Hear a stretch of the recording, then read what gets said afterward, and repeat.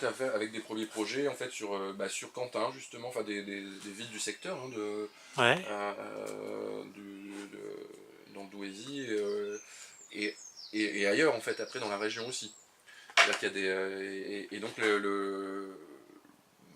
mon intérêt pour les géants, c'était notamment et le patrimoine donc régional en fait sur effectivement tout ce que ça constitue, ce que ça rassemble, le côté rassembleur, le côté vivant en fait, et vraiment patrimoine culturel immatériel justement, qui n'était pas encore une notion à l'époque.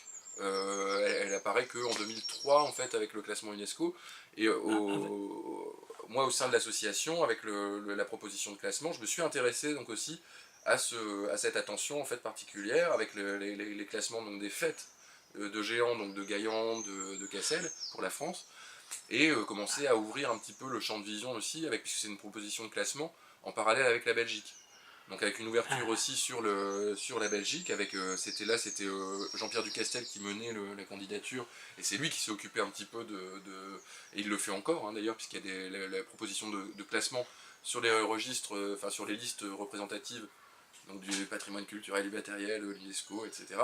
Là, c'est des grands mots, des grands termes, mais c'est quand même une reconnaissance qui a donné un petit coup de phare sur le patrimoine et qui a pu effectivement être un peu moteur, je pense, sur le phénomène gigantesque et effectivement les gens comment appréhender son patrimoine, quoi, ce qui leur est propre. Et la Ronde des Géants, c'est une association C'est une association qui ouais, date de... qui existe depuis 1977. Ouais. Donc qui a été créé donc dans les années 70, fin 70.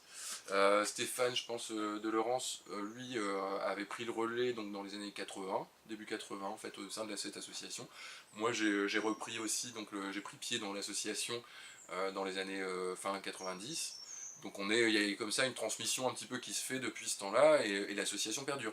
Le but de l'association, c'est la promotion, l'étude et la sauvegarde en fait des géants dans la région. C'est une association qui a un but régional au niveau du phénomène On va gigantesque. bientôt faire ses 40 ans. Alors là. Et normalement, en 2017, on a un anniversaire à fêter.